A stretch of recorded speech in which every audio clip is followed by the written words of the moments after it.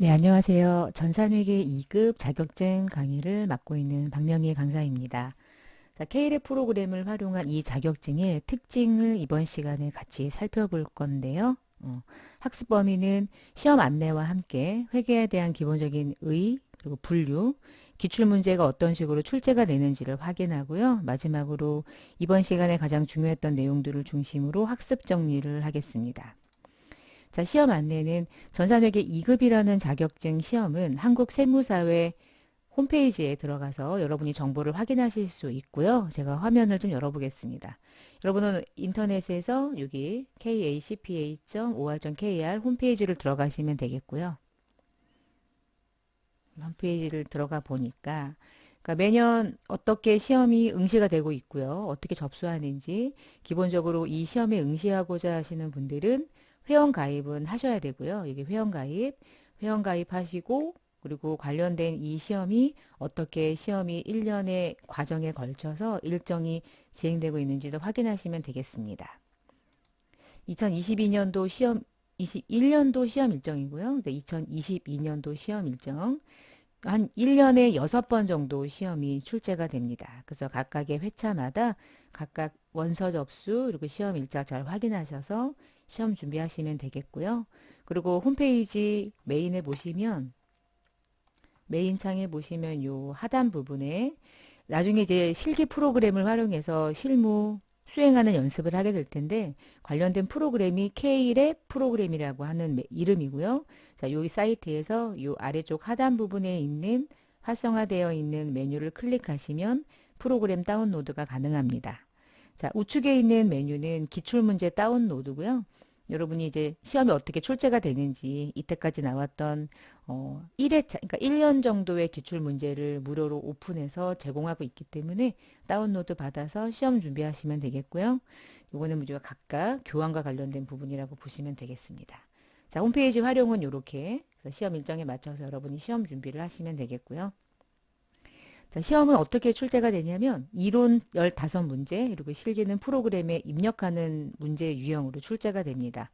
15문제는 객관식 사지선다로 출제가 되고요. 전체 이 모든 문제는 1시간 60분 동안 시험을 응시하시게 됩니다. 점수는 이렇게 출제가 된다고 보시면 돼요. 시험이 이론 문제가 전체 30점이에요. 100점이. 그러니까 한 문제당 2점씩이라고 보시면 되겠죠. 그리고 실기는 문제가 좀 많습니다. 전체 시험 점수가 70점 100점이에요. 그래서 합격은 100점 만점인데 이 중에서 여러분의 합격 점수는 70점 이상일 때 합격이 됩니다. 그래서 뭐 실기만 다 맞고 이론을 빵점 맞아도 합격은 되는 거예요. 뭐 어떤 과목별로 과락이 있거나 그렇지는 않기 때문에 그런 거 잘 참고하셔서 시험을 준비하시면 되겠습니다. 자, 그럼 이제 그 다음에 넘어가셔서 페이지로 조금 넘어가 볼게요. 이거. 화면이 안 넘어가죠?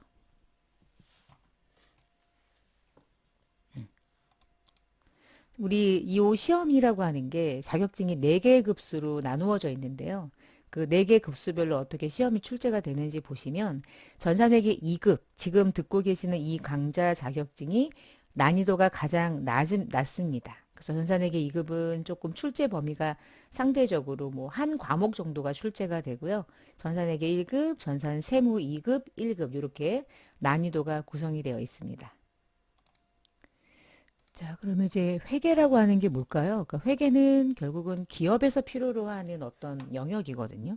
그러니까 개인이 살아가면서 회계라고 하는 게 그렇게 필요로 하지 않아요. 왜냐면 뭐 돈이 10,000원이 있었다. 10,000원 중에 8,000원 쓰면 뭐 2,000원 남는 거죠. 뭐 이런 거 계산하는 정도는 우리가 말하는 회계라고까지는 부르질 않거든요. 근데 우리가 회계라고 하는 걸 공부할 때는 그 회계가 필요로 하는 곳이 반드시 필요한 거야, 분명히. 근데 그곳을 우리는 회사라고 하기도 하고 기업이라고도 해요.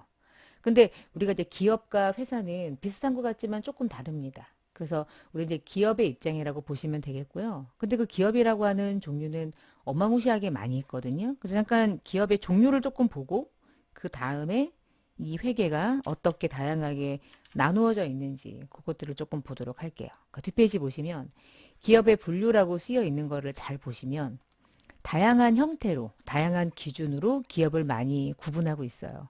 예를 들면 이런 거예요. 규모가 크냐, 규모가 좀 작냐, 아주 영세하냐를 가지고 기업을 형태를 구분하죠. 단순하게 생각하면 돈 많이 있는 기업이냐, 돈 적냐, 정말 작냐 이렇게 말할 수도 있지만 대부분 여러분 대기업이라고 부르는 곳들은 대부분 그 기업의 자본을 외부의 다양한 사람들로부터 투자받아서 운영하죠. 그래서 그들을 우리는 뭐라고 부르냐면 주주라고 불러요. 또는 채권자일 수도 있어요. 근데 주식을 보유하고 있는 그 기업의 또 다른 주주, 또 다른 주인들을 말하는 거죠. 대부분 중소기업들은 이런 식으로 자금 조달이 조금 어렵습니다. 누가 투자하기도 좀 그렇고. 그래서 우리가 상장된 기업이라고 말하는 기업들은 다 대기업을 의미한다라고 보셔도 돼요. 여러분이 알고 있는 코스피 또는 코스닥 기업들 이런 기업들을 대부분 통칭하는 거고요. 그렇지 않은 기업들은 좀 중소기업이죠. 에이, 너무 작아요. 뭐 혼자서 사업을 해요. 치킨 가게 합니다. 그런 기업들은 영세기업이라고도 부르죠. 우리 코로나19 때문에 영세기업들이 힘들죠. 왜냐면 1인 기업이 대부분이잖아요. 그쵸? 누군가로부터 투자받아서 자금을 하거나 엄청난 규모를 가지고 있지 않기 때문에 그냥 개인 사장님들이라고 생각하시면 돼요. 그럼 우리는 시험 볼 때 어떠한 기업이 회계라고 하는 분야가 필요로 할까라고 하는 이 회계를 공부할 때 첫 번째 우리가 알고 들어야 될 건, 알고 들어가야 될 부분들은 우리는 어느 기업을 공부하는 것이냐 이게 상당히 중요한 거예요. 근데 결론을 얘기하면 전산세무회계라고 하는 이 시험의 특징은 대기업을 다루는 시험 아니고요. 그렇다고 영세기업을 다루지도 않아요. 영세기업을 다루는 건 혼자서 치킨 팔아서 얼마 벌었지? 단순한 계산이거든요. 그래서 이렇게 단순하게 계산하는 건 가계부라고 하는 형태를 가지고도 아주 완벽한 나름의 손익을 구성할 수 있어서 우리가 공부하는 기업은 일단 기본이 중소기업입니다. 어떻게 자금을 출자하느냐? 공공기관, 국가로부터 자금을 조달받아서 운영하는 거죠. 그래서 공기업 들어가면 뭐 사실 여러분이 그냥 일상적인 우리끼리 알고 있는 용어로 뭐 망고땡이죠 뭐. 꼴직이죠. 공기업 들어가기 위해서 목숨 걸고 공부하는 것처럼. 자, 사기업도 마찬가지예요. 사기업은 개인적으로 주주로부터 출자받은 기업인데 그 사기업의 종류가 대냐, 중소냐, 영세냐 이런 거죠.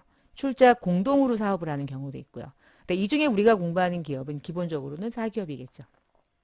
업종이 다양해요. 광물을 채굴 하느냐, 아니면은 어업을 하느냐, 은행이냐, 아니면 어디 보험회사냐. 일반적으로 물건이 하나 있고 그걸 사다가 떼다가 팔아서 단순한 손익을 얻느냐. 이러한 기업들을 우리가 상기업이라고 불러요. 그러니까 상기업은 어떻게 물건을 사고 팔아가지고 돈을 남기냐면 100원에 사서 먼지만 털고 250원에 팔아서 150원 마진 남기는 거죠. 그런 기업들을 상기업이라고 불러요. 상기업의 대표가 어딜까요? 상기업의 대표? 편의점 같은데. 조그만 슈퍼마켓. 슈퍼마켓은 물건을 만들어서 팔지 않죠. 사다가 팔죠. 그러니까 그냥 단순하게 매장만 있으면 되는 거예요. 그러니까 매장만 있는 곳이구나. 아, 얘네들은 그래서 취급하는 게 이런 걸 취급하겠다. 뭐를 취급할까요? 그쵸? 이곳은 상품이라고 하는 물건들을 사다가 팔아서 돈 버는 형태인 거예요. 근데 제조업은 좀 달라요. 제조업은 우유를 만들어서 팔죠. 그러니까 만들기 위해 들어간 이 과정이 어마무시하게 중요한 거예요. 그 원가를 우리는 제조 원가라고 부르는 거고요. 제조 원가가 투입돼서 만들어진 걸 팔 때 그 판매하는 물건을 우리는 제품이라고 부르는 거죠. 그래서 제품이라는 용어랑 상품이라는 용어는 삼성전자가 만든 건 제품이지만 삼성전자가 만든 제품을 하이마트가 사다가 파는 건 하이마트 입장에서는 상품이 되는 거예요. 아시겠죠? 그래서 똑같은 노트북을 만든 기업은 제품이라고 부르지만 그걸 중간에 마진 먹어서 판매하는 유통 마진 하는 기업들은 그 자체를 상품이라고 부르는 거예요. 아니면 저처럼 이렇게 강의를 하는 곳을 서비스업이라고 부르죠. 교육 서비스업, 병원, 의료 서비스업. 업종이 너무나 다양해요. 그런데 이 업종마다 회계라고 하는 분야가 다 다른 거죠. 왜냐하면 회계는 얼마를 벌었니부터 출발해요. 그런데 돈을 버는 형태가 다 다르죠. 그래서 회계라고 하는 걸 공부할 때는 기업을 분류하는 게 매우 중요하거든요. 자, 그러면 결론을 또 얘기해 볼까요? 우리는 어느 기업을 공부할 것이냐. 전산세무회계 시험은요, 이렇게 구분이 되고 있어요. 이 시험이 어떤 식으로 출제가 되는지 보니까 전산회계 2급이 있고 1급이 있고 이제 회계가 끝나고 나면 좀 어려운 공부로 넘어가는 거예요. 그게 이제 세무 파트입니다. 근데 이 네 개의 급수 중에 도소매업을 취급한다는 얘기는 상기업이란 뜻이거든요. 상기업이 주된 회계 분야를 다루는 시험은 유일하게 전산회계 2급이에요. 나머지 기업들은요, 다 제조업의 입장에서 회계를 다루는 시험이에요. 그리고 두 번째는 기업은 개인이 그냥 사장님으로서 사업을 하기도 하고 법인으로서 사업을 운영하기도 하는데 전산회계 2급은 상기업이야? 아유, 그럼 법인까진 가지 말자. 개인기업. 전산회계 2급은 개인기업이면서 개인기업이 물건 사다가 판매하는 도소매하는 상기업의 형태가 회계라고 하는 범위가 어디부터 어디까지 필요한지를 다루는 시험입니다. 근데 그 이후에 급수가 많아지겠죠. 전산회계 2급 조금 더 어려워지고 회계 1급이 끝나고 나면 전산세무 2급을 공부하게 돼요. 대부분 순서가. 그리고 가장 어렵다는 전산세무 1급을 공부하게 되는데 이 나머지 모든 세 자격증의 특징은 법인이면서 제조업의 시험을 보게 되죠. 결론을 얘기하면 전산회계 2급이라는 지금 이 과정은 개인기업이면서 상기업인 형태의 기업의 입장에서 어떻게 회계를 처리하는지를 공부하는 시험이라고 보시면 되겠습니다. 자, 넘어가 볼게요. 그래서 기업의 형태가 다양하게 구분이 돼 있구나. 그리고 또 하나는 그러면 뭐 기업의 형태가 법이라고 하는 이 제도 안에서 뭐 한명회사도 있고요. 합자, 유한회사, 유한책임회사, 주식회사가 있는데 들어보셨죠? 주식회사를 공부해요. 나머지 것들은 시간상 법제도와 관련된 부분들이기 때문에 내용이 길고 복잡하고 여러분 시험하고는 사실은 좀 무관해서 주식회사 여러분이 들어보셨죠? 주식회사는 주식을 통해서 자본을 조달해요. 그런 기업이라고 생각하시면 돼요. 자, 그 다음에 상장 됐니? 아니면 상장 안 됐니? 이 얘기인데 우리 모든 이 자격증은 다 비상장 기업을 다룹니다. 상장 기업을 공부하시려면은 조금 더 다른 자격증을 공부하셔야 되고요. 법인격이에요. 개인 기업이냐 법인 기업이냐를 다루는 건데 전산회계 2급은 딱 보니까 결국은 개인 기업을 다루는 시험이네요. 자, 마지막으로 기업은 돈을 벌기 위한 기업과 돈을 벌고 싶진 않아. 좋은 일 할 거야.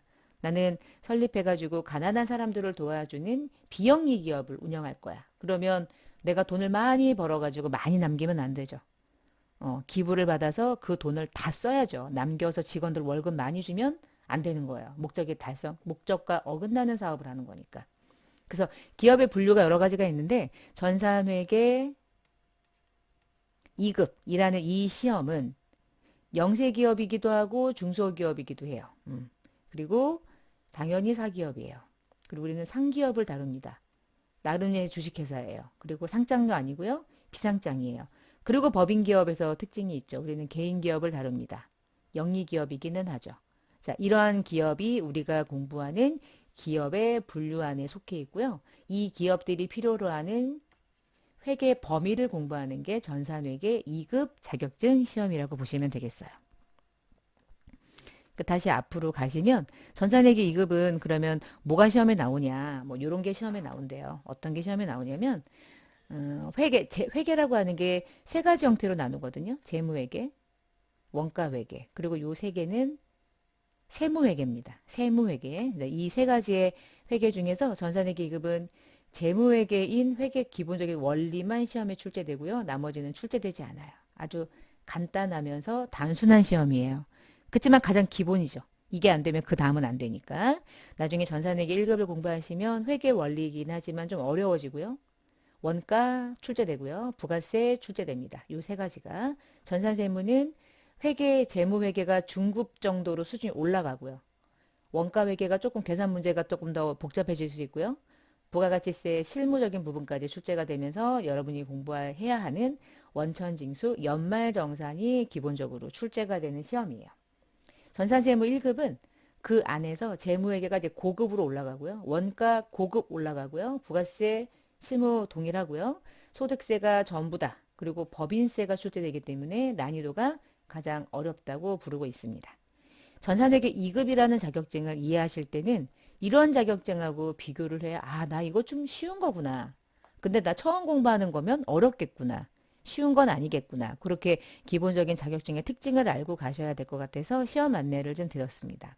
뭘 공부해야 되는지 아셔야겠죠? 우리는 재무회계만 출제가 되는데 회계 원리 부분만 시험에 출제된다. 이렇게 생각하시면 돼요. 그럼 회계가 뭘까요? 자, 회계라는 건 무엇일까요? 회계를 영어로 어카운팅이라고 불러요. 계산을 하는 거죠. 그러니까 예를 들면. 그러니까 회계가 그러면 의의를 얘기한다. 그럼 회계가 무엇이냐라고 누가 물어본다면 회계? 얘가 필요한 거야. 기업이. 기업이 필요해. 근데 왜 필요한 거야? 네가 돈 번 걸 너가 알면 되는데 회계라는 게 도대체 뭐 하는 거니? 회계라고 하는 거 정의는 기업이 얼마만큼의 돈을 벌었는지를 알려줘야 돼요. 보고를 해야 할 의무가 있어요. 왜 의무가 있는지 알아요? 돈을 외부의 주주나 채권자들에게 조달받아서 사업을 운영하기 때문이에요. 조달받아서 운영했죠. 그러면 돈 얼마 벌었는지 알려줘야죠. 그럴 의무가 있는 거예요. 이들은 그걸 보고받아야 할 권리가 있는 거고요.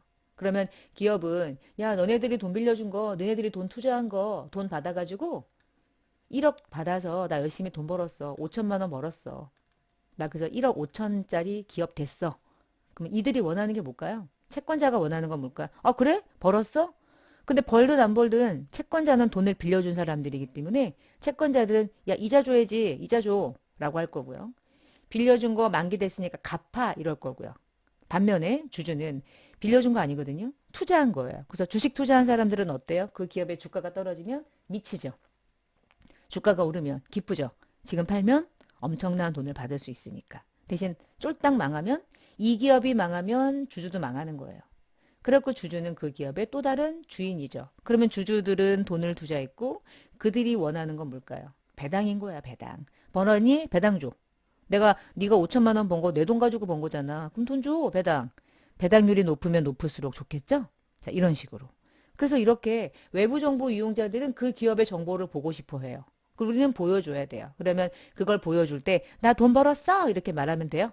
말해가지고 얘네들이 못 듣죠. 수천 명이 있으니까. 그래서 양식을 보여줘야 되는 거예요. 그 양식을 우리는 뭐라고 부를까요? 그래죠. 들어봤죠? 재무제표라고 부르는 거예요.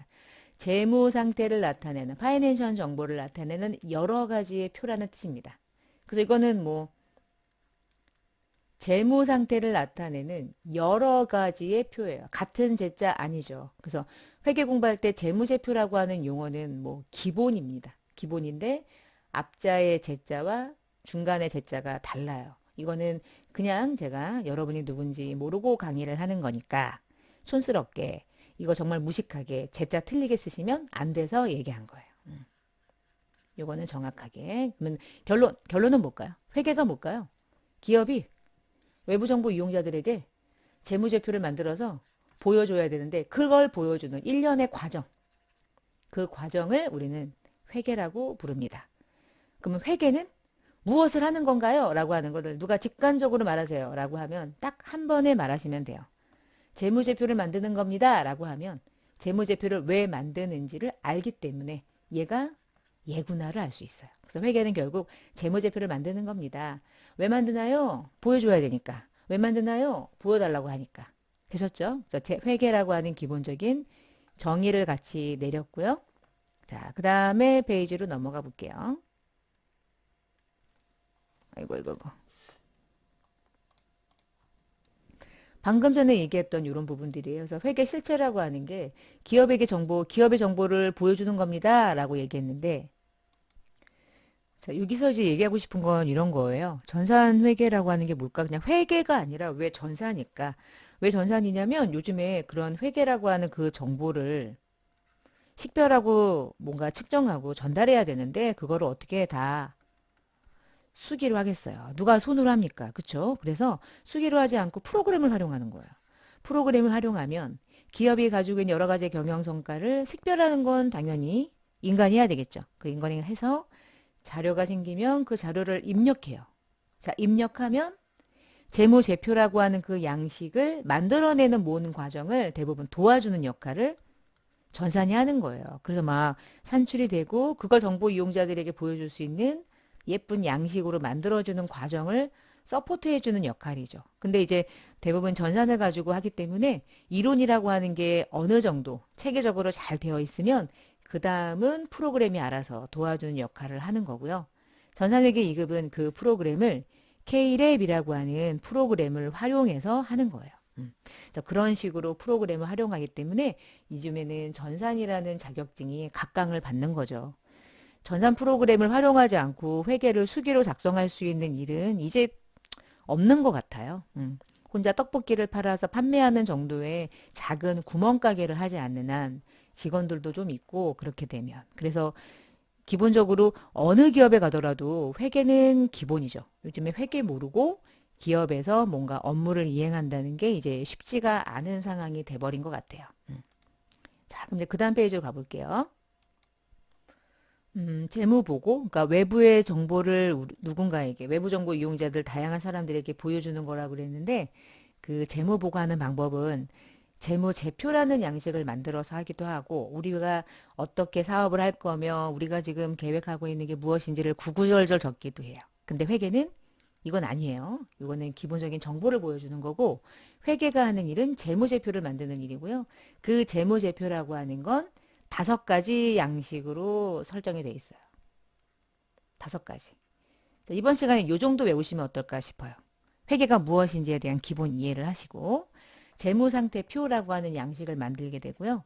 포괄이라는 건 모르셔도 될 것 같아요. 전산회계 2급은 그냥 손익계산서라고 보시면 돼요. 자본이 어떻게 움직였니? 현금의 흐름이 어때? 이것들을 자세하게 설명해봐 라고 하는 양식을 우리는 주석이라고 부릅니다. 그러면 재무제표는 몇 가지의 표로 구성이 되어 있나요? 5가지요. 됐죠? 5가지의 양식은 재무상태인데요. 재무상태는 뭐예요? 기업의 재무상태를 보여줘요. 손익계산서는 뭘 보여주는 건가요? 기업의 성과를 보여주는 거예요. 자본변동표는 말 그대로 자본변동. 현금 흐름. 주석은 논문서 때 했던 것처럼 주석이에요. 말 그대로. 앞에 내용들을 설명해 주는 거예요. 5가지. 외우셔야 됩니다. 암기하셔야 돼요. 이 부분은. 암기. 이렇게 해서 재무제표라고 하는 걸 만들어야 되고 재무제표는 이런 식으로 구분이 돼 있구나. 자, 그럼 넘어가서 회계라고 하는 건 앞에서 얘기했지만 재무회계가 있고 원가 관리회계가 있고 세무회계가 있는데 우리가 시험 보는 전산회계 2급 시험은 재무회계만 출제된다. 그리고 재무회계는 외부의 다양한 사람들에게 재무제표를 만들어서 보여주는 건데 재무제표는 기준에 의해서 만들어요. 세법은 아니에요. 기준이 없는 것도 아니에요. 기준이 있어요. 회계 기준이 있어요. 그리고 1년 동안에 있었던 일을 다음 연도에 보여주기 때문에 과거 정보라고 많이 부릅니다. 과목은 회계 원리, 가장 기초, 중급, 고급이 있는데 전산회계 2급은 회계 원리 수준이라고 보신 거죠? 회계 원리 수준이구나. 그러니까 그렇게 어렵진 않은데 처음 공부할 때는 됐다 어려워요. 왜 어렵냐면 완전 처음일 때는 회계라고 하는 게 기본적으로 학부에서 공부할 때 상당히 어려워하는 부분 중에 하나가 회계거든요. 어렵게 공부하니까. 이 강의는 여러분들이 회계를 아예 모르는 상태에서 전산회계 2급이라는 자격증을 취득해서 실무에서 필요로 하는 부분 정도까지 자격 취득과 함께 실무 이해를 돕고자 하는 강의이기 때문에 아무것도 모르시죠? 그것들을 기본적으로 베이스로 깔고 강의를 하니까 첫 강의부터 마지막 강의까지 빠짐없이 들으시고, 저도 이제 강의 들을 때 좀 1.5배속으로 듣는 경우가 종종 있어요. 강사님들이 조금 뭐랄까, 속도가 느릴 때. 저는 좀 느린 편은 아닙니다. 그래서 배속을 들으셔도 좋지만, 그냥 배속으로, 속도로 들으시면서 한 번 듣고 두 번 듣고 또 교환에 있는 내용들을 또 같이 참고하시면서 시험을 또 대비하시고, 회계가 아주 재밌는 분야이기 때문에 살면서 회계 모르고 요즘엔 못 살죠. 주식을 투자한다고 생각해봐요. 그 회사의 재무제표 한 번쯤은 봐야죠. 근데 그게 뭔지 모르면 이 회사가 잘 나가는 건지 망하고 있는 건지 꼭 주식이 아니라고 할지라도요. 자, 지금은 뭐 할 거냐면 기출문제가 어떤 식으로 시험에 나오는지 시험을 좀 보려고 그래요. 시험 문제를 일단 맛보기로 볼 겁니다. 지금 당장 시험 보시는 거 아니죠? 근데 시험이 어떤 식으로 출제가 되는지 전반적인 흐름을 볼 거니까 한번 따라가 볼게요. 21년도 시험 94회 기출문제 한번 눈으로 보는 겁니다. 1시간 동안 시험 봐요. 제한 시간은 60분이고요. 시험은 A, B 두 유형으로 나누어져 있는데 문제의 순서만 바꿔놓은 거고요. 문제는 동일해요. 커닝 못하게 막아놓은 거니까 중요하지 않습니다. 그래서 시험 볼 때 어떻게 보는지는 프로그램 나중에 쭉 실행하신 다음에 나중에 실기까지 하시고 시험 저장하는 것까지는 나중에 실무 파트에서 강의로 진행할 거고요. 객관식이 15문제가 나온다고 그랬는데 이런 식으로 문항당 2점입니다. 2점씩이고요. 객관식이에요. 1번부터 해서 1, 2, 3, 4 중에 골라내는 거예요. 회계가 처음이다. 그럼 어렵고요. 회계가 조금 공부했었다. 그럼 전산회계 2급의 객관식이 그렇게 어렵지는 않아요. 그렇게 1번, 2번 보이시죠? 쭉 갑니다. 계산 문제 나올 거고. 다음 중 재무제표가 아닌 것은 이런 게 시험이에요. 딱 보이시죠? 현금 흐름표 있었죠? 재무상태표 있었죠? 자본변동표 있었죠? 주기는 없었죠. 주석이 있었죠. 아닌 것은 1번이 답이네요. 이렇게 해서 한 문제씩 건지는 거예요. 자, 여기서 15문제. 여기 보시면 어려운 문제 같은 느낌도 들어요. 그렇죠? 이런 문제 좀 어렵습니다. 뭐 회계 공부하셨다 그러면 아이 안 어렵죠. 안 어려운데 회계가 처음이다 그러면 어렵다 하실 거예요. 15문제까지 2점씩 30점 배점 객관식이고요. 자, 실무 시험은 프로그램에 입력하는 거예요. 그래서 문제 1번 사업자 등록증 보고 틀린 거 정정하세요. 문제 6점이나 줘요. 이거는 껌입니다. 그냥 보고 틀린 거 찾아서 수정만 하면 돼요. 머리를 쓸 필요가 없어요. 자, 2번 문제. 재무상태표가 보이네요. 재무상태표 중에 잘못된 거 찾아서 프로그램 들어가서 비교하면서 수정하는 거예요. 너무너무 쉬워요. 6점, 벌써 12점이죠. 이런 식. 자, 외상매출금 지급범위라는 계정 과목의 거래처에 금액 틀렸대요. 가가지고 수정하는 거예요. 껌이죠. 자, 이런 식으로. 그리고 지금부터는 7월 4일에 이런 거래가 있었대요. 분개하세요. 이 얘기예요. 일반 전표 입력 메뉴에 입력하세요. 두 글자로 말하면 분개하세요 라는 뜻이에요. 분개. 그래서 우리가 회계 공부할 때 제일 잘해야 될 게 뭐냐 이렇게 물어보면 결국은 처음부터 끝까지 분개하는 거예요. 일반 전표 입력하세요. 분개하세요. 입력은 하는 거 어렵지 않잖아요. 뭐 프로그램 지금 여러분 엑셀이나 기본적으로 키보드를 가지고 인터넷 조회하거나 글을 쓰거나 입력하는 거 못하시는 분 없으시죠? 그러면 이 강의를 못 들으실 거예요. 뭐 이렇게 들어올 수도 없잖아요. 기본적으로 입력하는 건 하나도 어렵지 않아요.